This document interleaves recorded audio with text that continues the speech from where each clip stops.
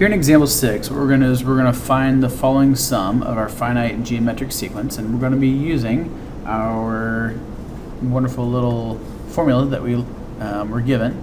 So for your sum, that's equal to your first term times 1 minus your ratio to the nth power all over 1 minus r. So if we're going to use this formula, then we need to know a couple things. We need to know what our ratio is. We also need to know what our a sub 1 is, and we also need to know how many terms, which is n, that we're going to plug into this in for our n.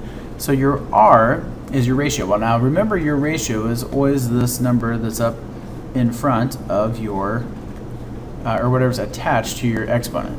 So since you have this attached to your exponent here, your r is going to be a 2.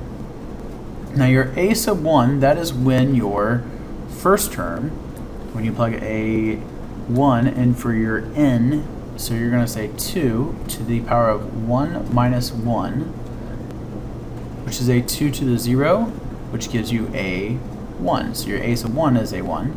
And n is your number of terms. Well, if you're starting with 1 and going up to 7, then that includes all 7 terms. 1, 2, 3, 4, 5, 6, 7.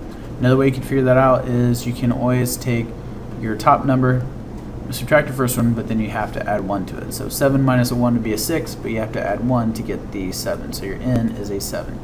So if we plug these values into our equation, we have 1 minus your ratio, which is a 2, to the power of n, which is 7, all over 1 minus your ratio, which is a 1 minus a 2, and we just simplify this.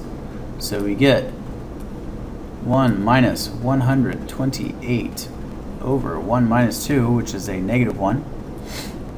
So that is a negative 127 over a negative 1, which is just the sum, which is a 127. So that is how you use your pretty little formula to help you find the sum for example 6.